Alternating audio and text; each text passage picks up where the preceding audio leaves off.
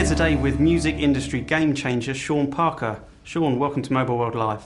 Sean, you're now famous for helping make Facebook a phenomenal success, and you're on the board of Spotify. Looking back to the early days of Napster, what would you have done differently with the benefit of hindsight?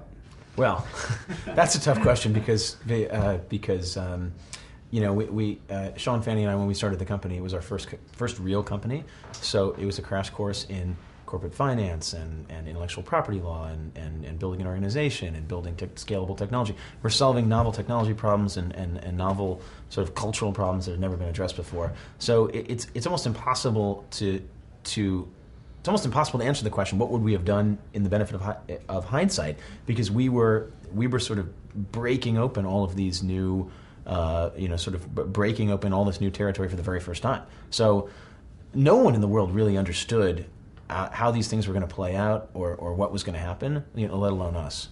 With your role at Spotify, what really excites you now, Sean, about the future of digital music? Spotify and social discovery of music is the single most exciting thing happening in the music industry. I think we have the potential for the first time in quite a long time to get away from the traditional gatekeepers.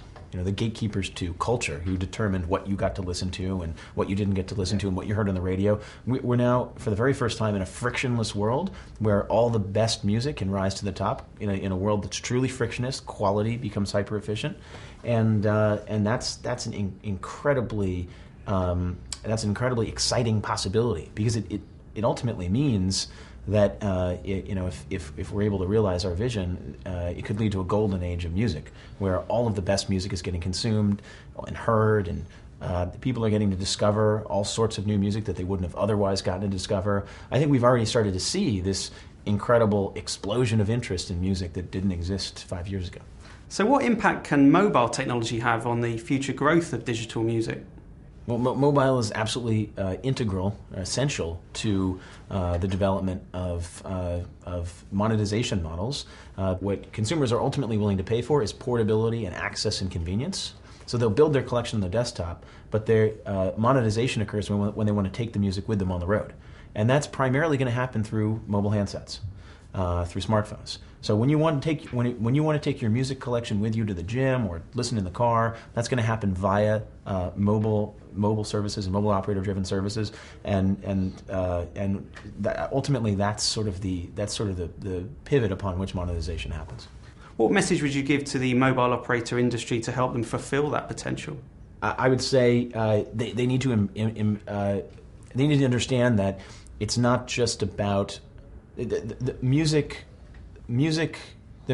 consumption platform. Can't just be the mobile device.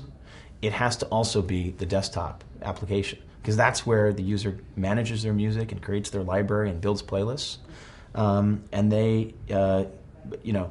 So it's important that the mobile operators and the handset makers learn to work with desktop client applications and music library management services like iTunes and Spotify. That's where the integration point happens. It's very hard to build your music collection on a mobile device, but the mobile device is one of the primary places where you want to consume your music collection. Sean, thanks for joining us today on Mobile World Live.